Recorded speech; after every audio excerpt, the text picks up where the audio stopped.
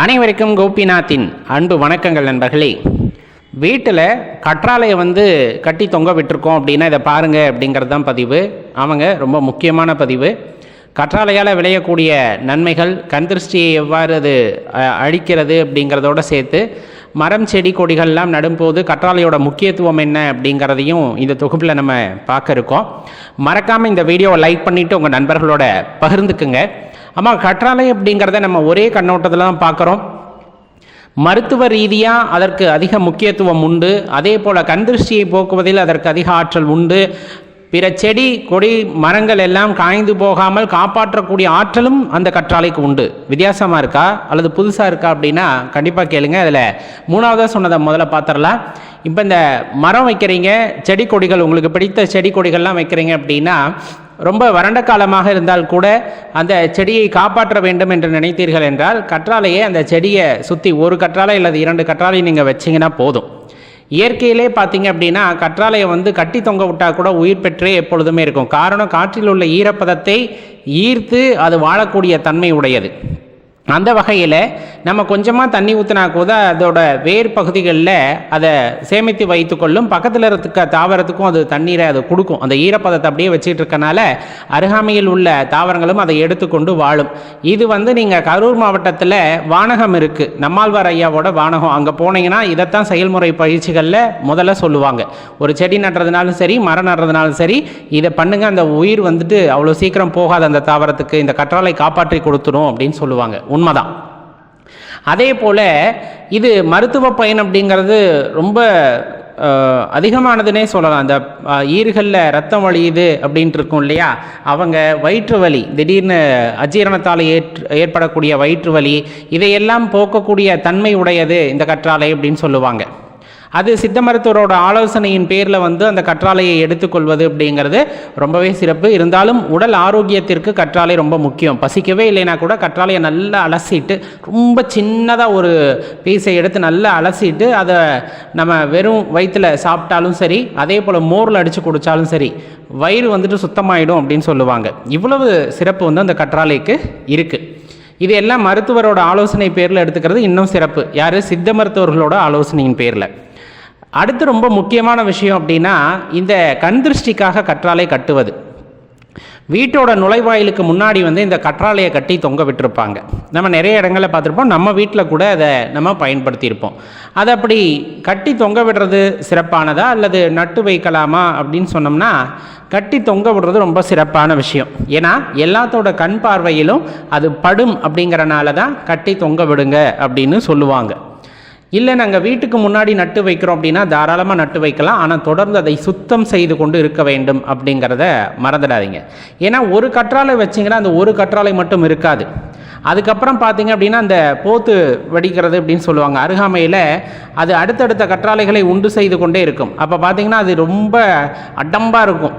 கிராம பாஷையில் சொல்லணும்னா அடம்பாக இருக்கும். அப்போ அந்த கற்றாழை நம்ம சரியாக சுத்தப்படுத்தலை அப்படின்னா புதர் மாதிரியே இருக்கும் அதை பார்க்குறக்கு. அப்போ சின்ன சின்ன விஷப்பூச்சிகள், விஷ ஜந்துக்கள் அது தங்கிறதுக்கான வாய்ப்பை ஏற்படுத்தி விடும். அப்படிங்கிறனால கீழே நீங்கள் நட்டு வச்சுருக்கீங்க அப்படிங்கும்போது அதை முறையாக சுத்தப்படுத்தணும். சுத்தப்படுத்துறதுனா தேவையில்லாத குப்பை கூலங்கள் அங்கே அண்டாத மாதிரி நம்ம சுத்தப்படுத்தி வச்சுக்கிட்டு இருந்தோம்னா கற்றாழை வைக்கிறதும் சிறப்பு தான். வீட்டுக்கு முன்னாடி ரெண்டுமே கண் திருஷ்டியை போக்க வல்லது தான். இந்த ரெண்டை ஒப்பிடும் போது நம்ம இப்போ வீட்டு மேலே கட்டி தொங்க விட்டோம் அப்படின்னா நம்ம ரெண்டாவதாக சொன்ன அந்த பாதிப்பு அப்படிங்கிற அந்த விஷ ஜந்துக்கள் அண்டுவது அப்படிங்கிறது ஏற்படாது.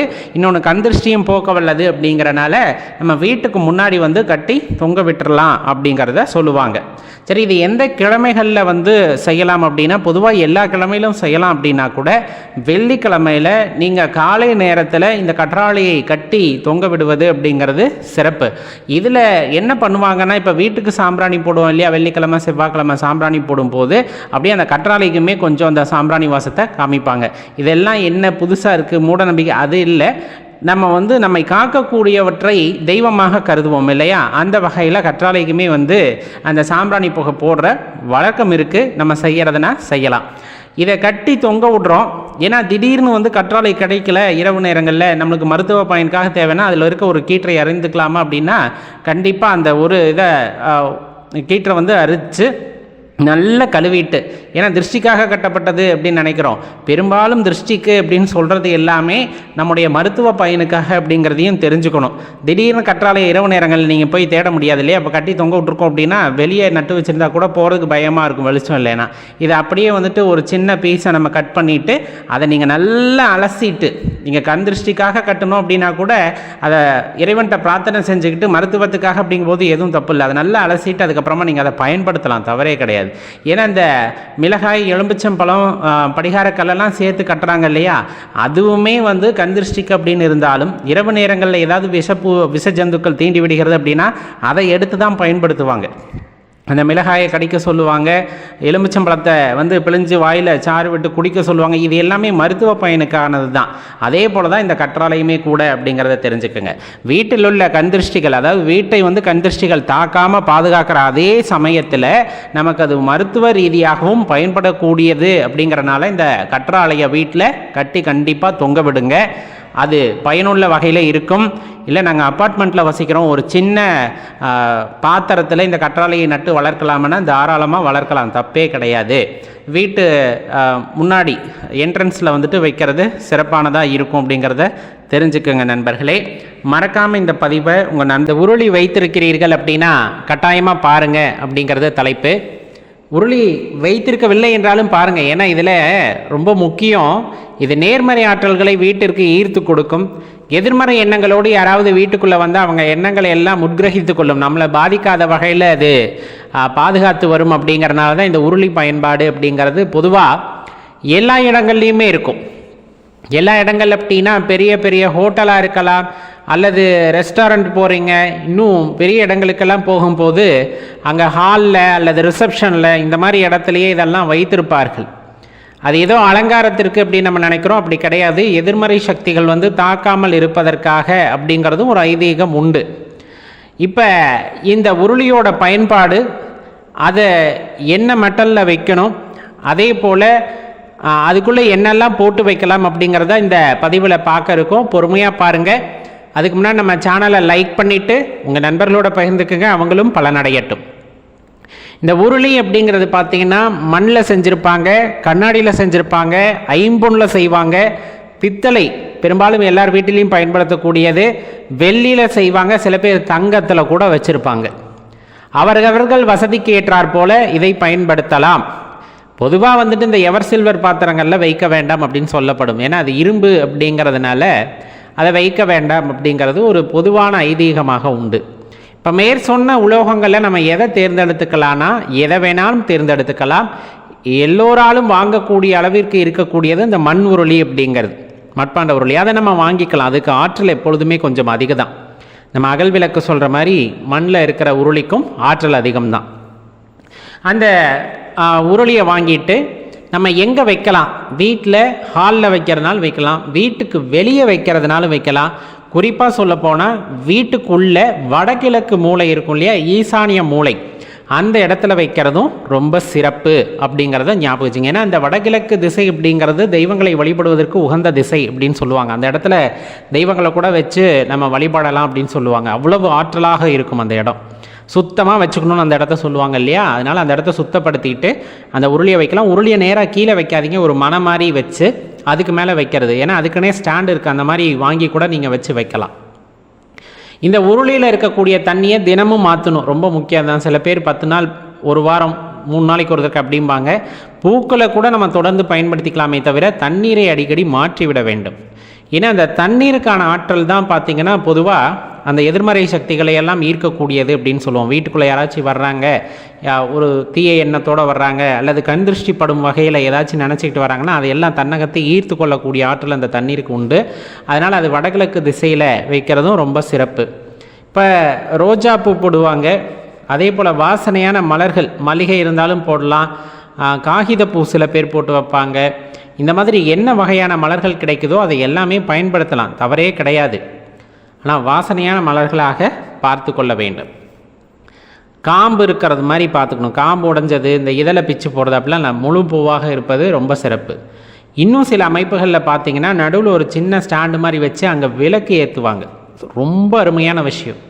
எது உருளிக்குள்ளேயே விளக்கு ஏற்ற அமைப்பு இருக்கும் அந்த மாதிரி பயன்படுத்தணும் அப்படின்னா ரொம்ப சிறப்பு. அப்படியே இல்லைன்னா கூட பக்கத்தில் ஒரு விளக்கை வைத்து நம்ம அந்த இடத்துல விளக்கு ஏற்றலாம் காலை நேரத்தில். ரொம்ப சிறப்பான விஷயம். ஏன்னா எல்லாருமே உருளி வைக்கிறாங்க, அதுக்கு பக்கத்தில் சின்ன அகல் விளக்காவது ஒன்று ஏற்றணும் அப்படிங்கிறது ரொம்ப முக்கியமான விஷயம். அதை மறந்துட வேண்டாம் அப்படிங்கிறதுக்காக தான் சொல்லப்படுறது. இப்போ இந்த உருளியில் பூக்கள் போடுறோம். சில பேர் என்ன பண்ணுவாங்க அப்படின்னா வாசனை திரவியங்களை அதில் கலப்பார்கள், நல்ல மனம் வரணுன்ட்டு. சில பேர் ஜவ்வாது கலப்பாங்க. ரொம்ப முக்கியமாக பண்ண வேண்டியது வெட்டி வேர் இருக்கும். வெட்டி வேர் வந்துட்டு வாங்கி வச்சுட்டு ஒரு சின்ன வேரை உள்ளே போட்டுட்டோம் அப்படின்னா அது ரொம்ப வாசத்தை உண்டாக்கக்கூடியதாக இருக்கும். இன்னொன்று அது மருத்துவ குணமெல்லாம் உண்டு அதுக்கு, வெட்டி வேருக்கு. அந்த மாதிரி அந்த வெட்டி வேர் பயன்பாடு அப்படிங்கிறது ரொம்ப முக்கியம். இன்னும் அந்த எதிர்மறை ஆற்றல்களை இன்னும் ஈர்த்து கொள்ளணும்னு நினச்சிங்கன்னா ஒரு எலுமிச்சம் பழத்தை அதுக்குள்ளே போட்டு வைக்கலாம், மறைவாக உள்ளே இருக்கும். இப்போ இதெல்லாம் பண்ணும்போது கண்டிப்பாக வீட்டில் ஒரு நல்ல அதிர்வுகள் எப்பொழுதுமே இருந்து கொண்டே இருக்கும். அதே போல் பார்த்திங்க அப்படின்னா இந்த செல்வ வளம் அப்படிங்கிறது குன்றாமல் இருக்கும் வீட்டில். இப்போ இது இந்த உருளி பயன்பாடு சில பேர் என்னால் முடியல, ஆனால் வீட்டுக்கு வந்து எதிர்மறை ஆற்றல்கள் எல்லாம் வரக்கூடாதுன்னு நாங்கள் நினைக்கிறோம் அப்படின்னா ஒரு சின்ன பாத்திரம், கண்ணாடியை கூட நீங்கள் எடுத்துக்கங்க, தவறு கிடையாது. கண்ணாடி பாத்திரம், கண்ணாடியில் டம்ளர் இருக்கு இல்லையா, அந்த மாதிரி ஒரு சின்ன பாத்திரத்தை எடுத்துக்கொண்டு அதில் முழுக்க கல்லுப்பு, அது நிறைய கல்லுப்பு போட்டு அதே வடகிழக்கு திசையில் வைக்கலாம். யாரு கண்ணுக்கும் தெரியாமல் இருக்க மாதிரி வச்சுக்கலாம். ஒன்றும் சோஃபா இருக்குது அப்படின்னா அதுக்கு பின்னாடி வச்சுக்கோங்க, ஏதாவது மறைவான இடங்களில் அந்த மாதிரி அந்த கல்லுப்பை வைக்கலாம். அது வைக்கிறோம் அப்படின்னா ஒரு 2 நாளைக்கு ஒரு தடவை 3 நாளைக்கு ஒரு தடவை அதை எடுத்து உங்கள் வாஷ் பேஷனில் கரைச்சி விட்டுருங்க. நம்ம கைப்படாமல் கரைக்கிறது ரொம்ப நல்ல விஷயம் அப்படின்னு சொல்லுவாங்க பெரும்பாலும். ஏன்னா அது கெட்ட அதிர்வுகளை எல்லாம் உள்வாங்கியிருக்கும், அதனால் அதை நம்ம கைப்படாமல் அந்த வாஷ் பேஷனில் கழுவி விட்டுறது நல்லது அப்படிங்கிறது தெரிஞ்சுக்க. இப்போ இந்த உருளியில் வைக்கிற தண்ணியை அதே வாஷ் பேஷனில் தான் ஊற்றணும். புது தண்ணி நம்ம தினமும் காலையில் பிடிச்சி வச்சு அந்த பூக்களை வச்சுக்கலாம். பூக்கள் நல்ல ஃப்ரெஷ்ஷாகவே இருக்குது அப்படிங்கும் போது அதை அடுத்த நாளுமே நீங்கள் பயன்படுத்திக்கலாம். ஆனால் ரொம்ப அழுகிடக்கூடாது, ரொம்ப வாடிடக்கூடாது அதில் வைக்கிற பூ. அதை மட்டும் பார்த்துக்குங்க, பார்க்கும்போது மங்களகரமாக இருக்கணும். இந்த விஷயத்தை நம்ம பண்ணிக்கிட்டே வர்றோம் அப்படின்னா வீட்டில் ஒரு நல்ல அதிர்வு உண்டாவதையும் வீட்டில் இருக்கவங்களோட உடல் நலம் வந்துட்டு மேம்படுவதையும் நம்மால் கண்ணார காண முடியும். இதெல்லாம் சொல்லப்போனால் உளவியல் ரீதியான விஷயங்கள். ஒரு அழகான விஷயத்தை நம்ம பார்க்குறோம், ரொம்ப மனமான ஒரு சூழ்நிலையில் நம்ம இருக்கோம் அப்படின்னா மனம் ஆனந்தமாக இருக்கும், அவ்வளோதான். மனசு ஆனந்தமாக இருந்தது அப்படின்னா எல்லாமே நல்லதாக நடக்கும், எல்லாமே நல்லதாக நடக்கும். கடின உழைப்பு இருக்குது, மனசு ரொம்ப சந்தோஷமாக இருக்குது அப்படின்னா எல்லா நல்லவைகளும் நம்மை தேடி வரும். அதில் எந்த மாற்று கருத்துமே கொள்ளாதீங்க. இதை தொடர்ந்து செஞ்சு பாருங்கள், கண்டிப்பாக உங்கள் வாழ்க்கையில் மாற்றம் ஏற்படும். அப்படி மாற்றம்